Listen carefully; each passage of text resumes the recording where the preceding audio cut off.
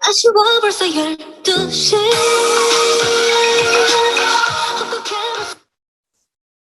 안녕하세요, 부흥이 여러분. 어느새 한국 시간으로 12시를 맞이했네요. 웰컴 토요일. 콘스탄트라는 닉네임을 사용하고 있는 외노자입니다. 다들 공부하며 지쳤을 텐데 잠시 힐링하는 시간으로 생각했으면 좋겠습니다. 어려운 내용은 아닐 거예요. 보안 공부는 역시 밤이 대세죠. 심야에 맞게 라디오 DJ 컨셉으로 한번 해볼까 해요. 자, 그럼 방송 켜보도록 하겠습니다. 여러분, 맥과 함께 이 영상을 시청하고 계시나요? 아니더라도 괜찮아요. 새벽엔 뭐든 다 용납되거든요. 오늘은 여러분과 간접적으로 대화할 수 있는 특별한 날이니만큼 여러 개의 질문이 와 있는데요. 첫 번째 질문부터 보도록 하겠습니다. 자, 게이트키퍼는 무엇이에요? 라고 저 멀리 싱가포르에서 질문이 왔어요. 게이트키퍼, 실생활에서도 쓰이는 말이에요. 자살 위험성이 높은 고위험군 대상자를 조기에 발견하여 전문 기관의 상담이나 치료를 받을 수 있도록 연결해주는 사람을 뜻한다고 하네요. 꼭 있어야 하는 소중한 직업군인 것 같네요. 그렇다면 컴퓨터에서의 자살은 무엇을 의미할 수 있을까요? 사람이 아프고 병들어 치료를 받지 못하면 이 세상에서 안녕을 하듯이 컴퓨터도 아프고 병들게 되면 재기능을 할 수가 없겠죠. 자, 같이 다음 화면을 살펴볼까요? 인터넷을 통해 사람들은 수많은 데이터를 들여다볼 수 있을 뿐만 아니라 수많은 데이터를 다운로드할 수가 있지요. 윈도우에는 디펜더가 지키고 있다면 사실 디펜더는 좀 약합니다. 제가 이미 작성한 악성 코드로 부용지물시켜버렸어요. 쉿! 우리끼리만 알고 있기로 해요. 새벽에는 소근소근 말해야 해요. 게이트키퍼는 꽤 강력해요. 인터넷으로부터 다운로드 받는 파일들이 신뢰가 없다고 판단합니다. 잠깐 그 다운로드 파일 검문 좀 할게요. 우리 사용자를 보호해야 합니다. 당신은 정말로 안전한 파일입니까? 맞으면 이해, 틀리면 꺼지세요. 조금 더 상세하게 말해보면 윈도우즈나 리눅스의 경우 다운로드 행위 자체를 의심하진 않고 특정 패턴이나 이미 탐지되어 있는 해시 값들을 체킹하여 위험도를 분류하거나 혹은 프로그램이 실행될 때 사용되는 흔한 악성 코드 특징을 가지고 있을 때 너 위험한 파일이야. 실행 못하게 할 거야. 하는 것을 대부분 알고 계실 거예요. 하지만 맥 개발진들은 의심이 많은 분들이었어요. 다운로드 행위로 얻게 되는 파일들은 일단 의심하자. 이렇게 정책을 만들었고요. 아이폰을 사용 중이신 분들은 이미 익숙하겠지만 애플사는 충전기조차 남들과 다름을 추구하고 있잖아요. 프로그램에서도 다름을 추구하고 있어요. 바로 당신이 우리 애플에게 정식으로 인증받은 고객님인가요? 이런 식으로 말이죠. Mac Developer Installer, Mac Developer Application, 그리고 애플 Developer 이런 키체인이 존재하게 돼요. 애플에서 인증해준 개발자 키체인을 이용하게 되면 Mac OS는 이 프로그램 안전한데? 라고 생각하게 돼요. 프로그램 실행에 제약 조건이 사라지게 돼요. 그나저나 애플은 게이트키퍼를 Mac OS 라이언 버전에서부터 도입했고요. 제가 다니는 회사는 호랑이입니다. 두 번째 질문으로 넘어가도록 하겠습니다. 이 친구는 게이트키퍼의 실행 경로가 궁금하다고 하네요. 다음 화면으로 얼른 함께 넘어가 보시죠. 질문한 친구에게 역질문을 한번 해보죠. 잔인합니다. 자, 여기에서 컴퓨터에 직접적으로 영향을 줄 수 있는 친구들이 몇 명이 있을까요? 시작점이 있으면 재밌는 일이 벌어질 것 같은 부분을 찾아보는 겁니다. 너무 많죠? 정답은 없다고 생각해요. 그냥 단어만 봤을 때 자신이 얼마만큼 컴퓨팅 지식을 가지고 있을지 고민해보는 걸로도 충분한 시간이라 생각됩니다. 일단 저의 알량한 지식으로는 이 정도가 중요해 보입니다. 언젠가는 이거 다 분석하고 싶기도 합니다. 자, 체크리스트 중에서 게이트키퍼와 연관성이 있어 보이는 것들은 뭐가 있을까요? 저는 이 정도로 2차 필터를 진행해 보았습니다. 이는 오직 이 DJ의 자체 의견임을 밝혀둡니다. 자, 그 이후 구글링을 여러 차례 시도해 봅니다. 무슨 키워드가 좋을까요? 뭐 따져보면 다 고만고만한 녀석들입니다. 그죠? 생각나는 대로 삽질을 하다 보면 우리는 사실을 하나 알게 됩니다. 다음 페이지에 정답이 기다리고 있습니다. 바로 Security and Privacy라는 프로그램에서 게이트키퍼와 연관성이 있음을 우리는 알아냈습니다. 두 번째 질문도 고민 해결이 완료되었네요. 자, 세 번째 질문은 이제 게이트키퍼 경로까지 알게 되었으니 우리가 강제로 종료할 수는 없는가에 대한 질문이군요. 이번에는 두 번째 질문과 다른 컨셉으로 정답지부터 보여주고 역으로 거슬러 올라가는 방식을 택해 보겠습니다. DJ 마음이죠, 그렇죠? 두 개의 사진이 여러분 앞에 보여지고 있을 겁니다. 자, 틀린 그림 찾기 한번 해볼까요? 눈을 크게 뜨고 쳐다보게 되면 Anywhere라고 새로운 구성 요소가 생성되어 있습니다. 이 말인즉슨 첫 번째 질문에서 알게 되었던 키체인의 사용 없이 모든 파일을 다 흡수하겠다. 이런 뜻이 되는 거죠. 공격자 입장에선 이 옵션이 적용된 빅팀을 보게 된다면 너무나 기쁜 일이겠지요. 다음 화면으로 넘어가 보시죠. 게이트키퍼를 위키피디아에 적어 보았는데요. 눈에 띄는 희한한 문자열이 보이실 겁니다. SPCTL, Set Assessment System Policy Security의 약자입니다. 여기저기 많이 둘러보아도 툴 사용뿐만 적혀 있었습니다. 자, 터미널을 실행한 다음 sudo spctl master disable 명령어를 입력 후 사용자의 암호를 입력합니다. 이런 식으로 말이죠. 궁금증을 못 찾는 저는 직접 분석해보기로 했어요. SPCTL 바이너리에 보여지는 구조는 생각보다 단순해서 원하는 부분을 쉽게 찾을 수 있었어요. 바이너리 명이 Set Assessment System Policy Security니까 조건부를 이용하여 스위치를 끄고 켜는 것처럼 평가 상태를 변경할 수 있는 기능을 가지고 있었습니다. 이 평가 상태는 어플리케이션의 보호 레벨을 강화해 둔 것인가, 하향화해 둔 것인가, 이런 것을 보는 걸로 전 추측했습니다. 해당 바이너리에서 사용되는 키워드는 파란 박스에 보이는 게 전부였습니다. 저는 이 중에 마스터 옵션에만 관심을 두었습니다. 코드 분석을 해보니 우측에 보이는 헤더 파일들이 주축이 되어 동작하고 있었어요. 코드의 버전은 빅서 11.3 버전으로 진행했습니다. 정적 분석만으로는 제한된 지식만 얻을 수 있었기에 동적 분석 역시 진행해보았어요. 오 마이 갓! ASLR도 해제도 시도해봤고 메인부터 분석을 시도도 해봤고 스타트 섹션에서부터 시도해봤는데 전부 실패했었어요. 그렇다고 포기하면 재미가 없죠. 정석 분석에서 볼 수 있었던 주소를 이렇게 강제로 브레이크 포인트 걸어보니 비로소 원하는 루틴에 접근할 수 있게 되었었습니다. 궁금증은 과연 어느 부분에서 평가의 전환이 체크될까 였습니다. 초록색 박스가 핵심 함수였습니다. 이 함수를 거치면 상태값이 바뀌게 되어 있었습니다. 하지만 정적 분석으로는 딱 여기까지만 알 수 있습니다. 리버싱의 흥미로움은 코드에 보이지 않는 숨겨진 영역까지 훔쳐볼 수 있는 것에 있습니다. 그래서 쭉쭉 진행해 보았고 다음과 같은 루틴을 확인할 수 있게 되었습니다.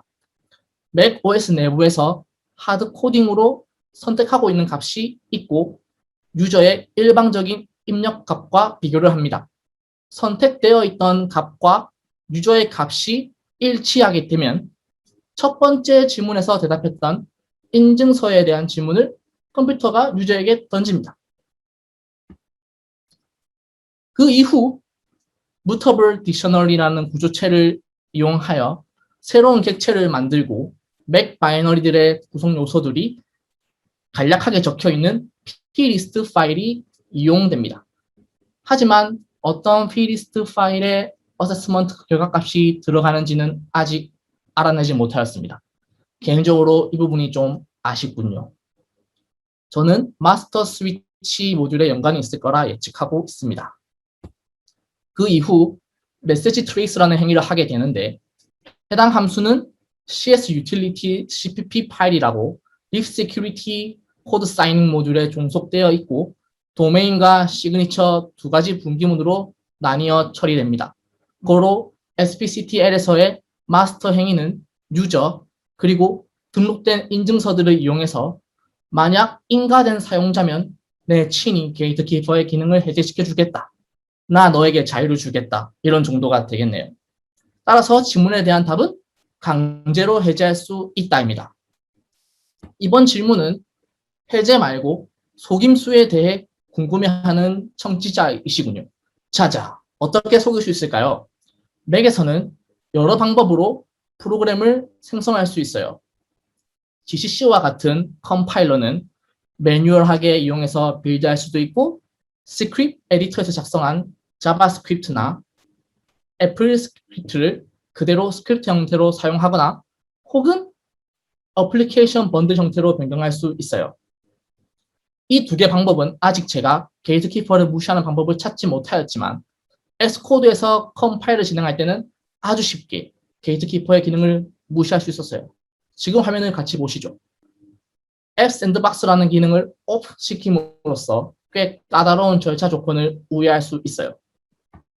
하지만 불행히도 이 방법 역시 완벽한 우회는 아님을 알 수 있네요. 좌측을 살펴보시면 cannot 이라고 아예 못 박아 두었지만 우측 사진은 오픈 이라는 버튼을 통해 유저 인터랙션 행위를 유도하고 있어요. 이 말인 즉슨 공격자 관점으로 이 방법을 이용하여 빌드하게 된다면 공격 성공 확률은 100%는 될 수 없다는 뜻이 되겠네요. 다시 말해 훌륭한 피싱 시나리오를 만들어서 공격을 해야만 성공 가능성이 높아지는 접근성이 낮은 공격입니다. 자, 그나저나 맥 OS는 어떻게 앱 샌드박스 온 오프를 파악할 수 있었을까요? 다음 사진을 보시기 전에 미리 언급드리자면 이번 제 삽질기는 구글링을 참조한 게 거의 없고 스스로의 상상으로 공부 목적으로 진행한 것이기에 틀린 분석이 될 수도 있습니다. 이렇게 밑밥을 조금 깔아 볼게요. 사진을 보시면 똑같이 DMG 파일로 생성해 두었으나 샌드박스 행위를 디세이블 해둔 바이너리의 경우 recent checksum이라고 또 하나의 옵션이 파일 확장 속성에 추가되어 있음을 확인할 수 있습니다. 맥은 XATTR이라는 프로그램을 통해 파일의 속성을 파악할 수 있게 되는데 이 속성에 숨어 들어가 있는 것 중 하나가 어디서 다운로드를 했는지 판단하는 격리 데이터입니다. 한 번 더 강조하죠. 어디서 다운로드를 했는지 판단하는 격리 데이터입니다.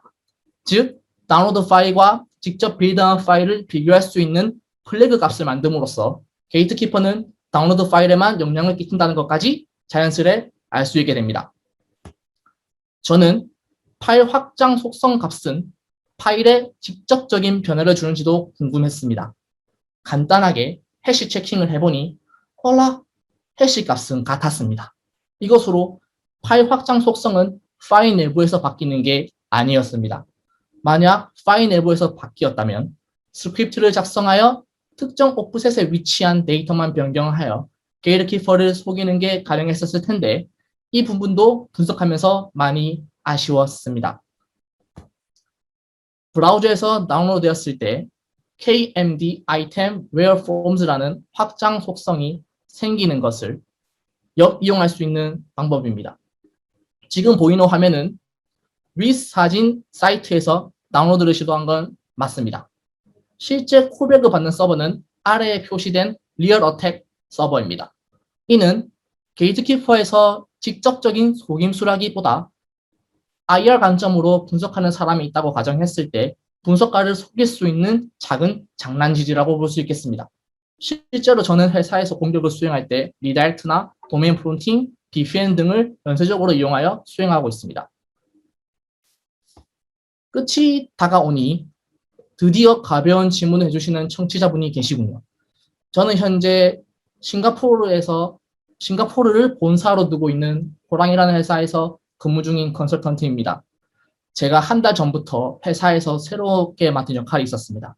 한 달 이전 윈도우즈 환경을 공격만을 수행하고 분석하는 역할이었는데 해외 클라이언트 중 맥을 이용하는 비중이 생각보다 넓어졌고 맥에 대한 서비스도 제공한다면 회사가 돈을 더 벌 수 있지 않을까 생각을 했고 팀장님과 이야기를 나누게 되면서 자연스레 저는 맥 OS에 대한 분석을 하는 역할도 겸하게 되었습니다. 오늘 이렇게 짤막하게 주저리 한 것은 한 달간 연구하면서 틈틈이 알게 된 지식들 중 게이트키퍼에 대한 지식을 공유하면 재밌을 거라고 판단했기 때문입니다. 월급을 받고 일하는 사람이다 보니 어떻게 돈을 받으면서 일을 해야 효율적인 성장까지 겸하면서 즐겁게 돈을 벌 수 있을지 생각해 본 끝에 이 역할을 자진해서 맡게 되었습니다. 덩달아 맥 취약점이나 운영체제 구성 요소에 대해 더 깊게 공부할 수 있게 되는 시간을 회사에서 충분히 제공해 주시기로 하여서 편하게 분석 및 연구를 하고 있습니다. 꽤 재밌는 연구가 생기게 되면 저희 회사 블로그에도 글이 올라갈 예정입니다. 공부하다 보면 언젠간 앞서 발표를 진행해 주신 분들처럼 더 높은 단계까지 올라가서 이제 금전도 쟁취할 수 있지 않을까라는 생각으로 관심이 생기게 되었습니다. 다음 계획은 뭔가요? 게이트키퍼에 대해 분석하면서 아직 미처 해결하지 못한 파일 확장 플래그 속성값, 세부 비트들의 관계성을 파악해 볼 생각이고 SATTR 속성값을 자동화로 변경할 수 있는 방법이 있을지 모색해 볼 생각입니다. 그리고 이전 맥OS 버전들을 일부 빌드해서 게이트키퍼에 관련된 취약점들을 연구할 계획입니다. 스크립트 에디터에서 생성한 애플 스크립트, 자바스크립트에도 샌드박스를 구현할 수 있는 방안이 뭐가 있을지 고민할 겁니다. SPCTL 코드 일부를 똑같이 만들어 볼 겁니다. 사실 3일 전에 리버싱을 통해 일부 로직은 따라 만들었지만 아직 해결하지 못한 에러들이 있어서 이 에러들을 고쳐야 합니다. SPCTL 분석이 끝나면 Security and Privacy UI에 대한 상세 분석을 해볼 예정입니다. 스스로 궁금한 부분을 스스로 극복해 나가는 이 행위야말로 컴쟁이의 기쁨이 아닐까 생각해 봅니다. 대충 이 정도가 다음 달 플랜이 될 것 같습니다. 자, 이제 라디오 컨셉을 버리고 실시간으로 질문을 받는 시간을 가져보도록 하겠습니다.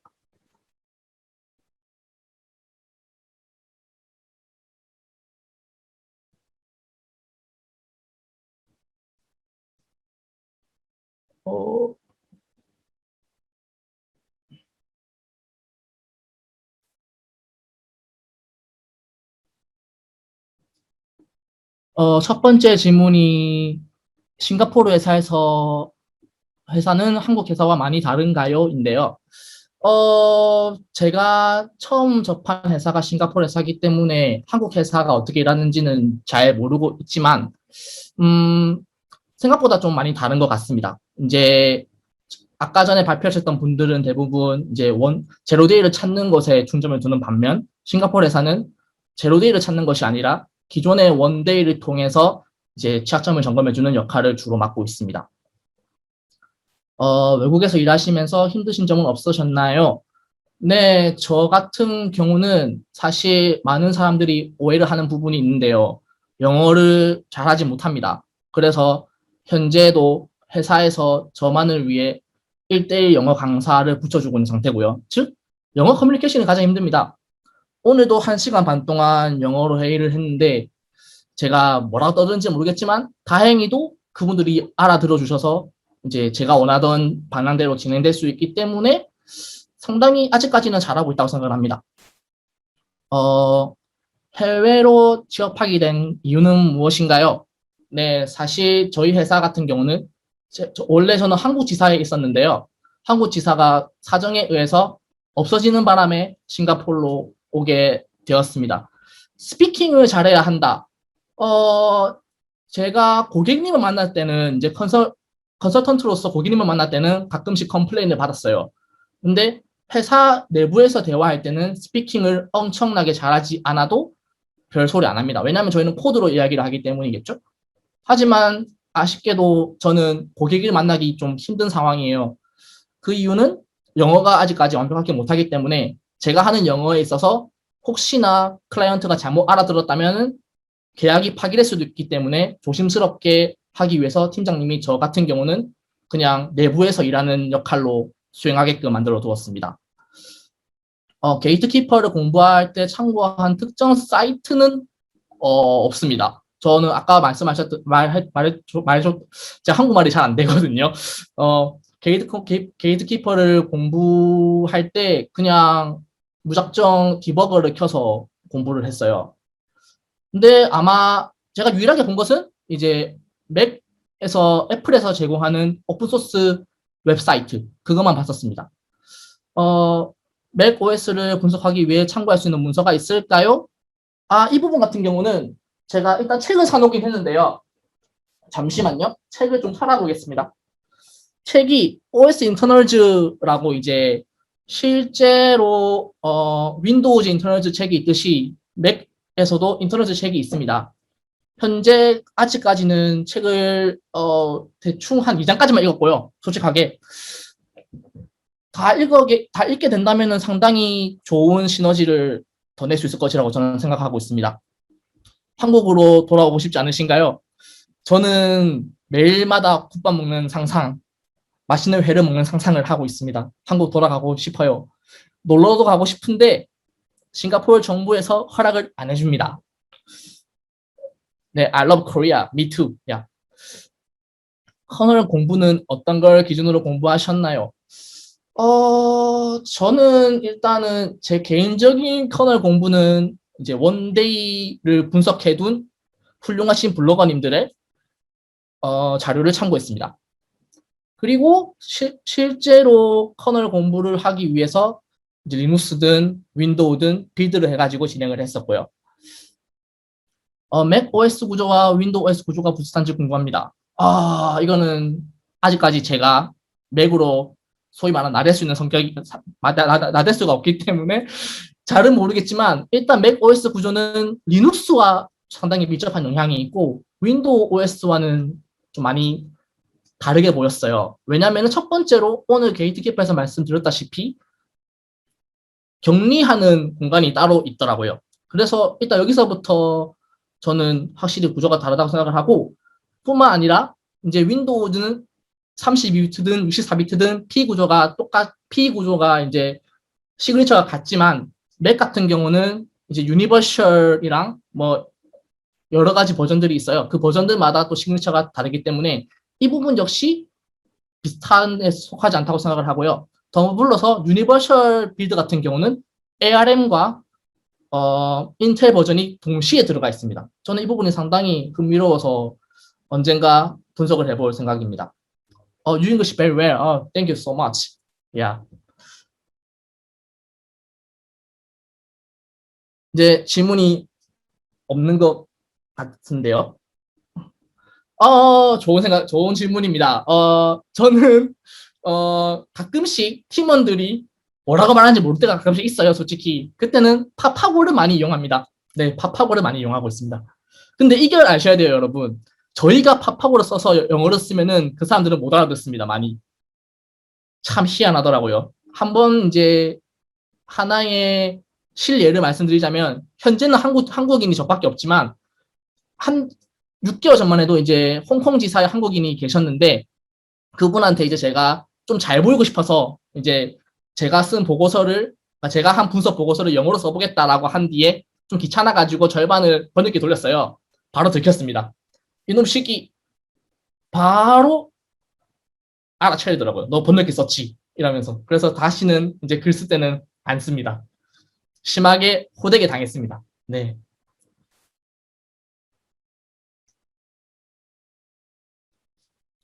맞아요. 이제 영어가 많은데 아까 전에 제가 언급했던 인터널즈 책이 저는 가장 좋은 것 같아요.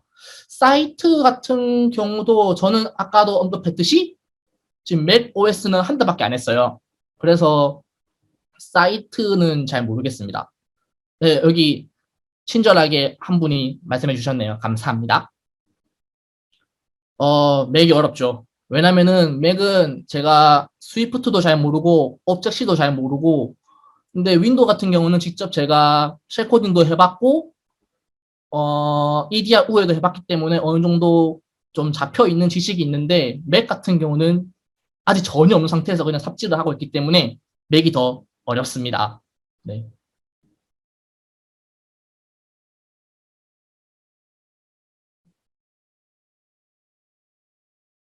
이제 없는 것 같네요. 혹시 이게 딜레이가 있는 건 아니죠?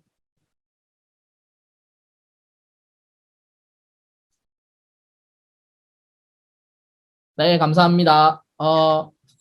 좀 더 깊이 있는 지식으로 여러분 앞에 왔어야 하는데 부족한 지식으로 마주하게 되어 다소 부끄러운 마음이 드는 시간이었습니다. 새벽에 맞춰서 이제 라디오 컨셉을 해보려고 시도를 했는데 이제 제가 한국어가 좀 서툴어요 요새. 그래가지고 이제 간단하게 스크립트 작성을 한 뒤에 그것을 약간 응용하면서 이야기를 했는데 재밌었을지 모르겠습니다.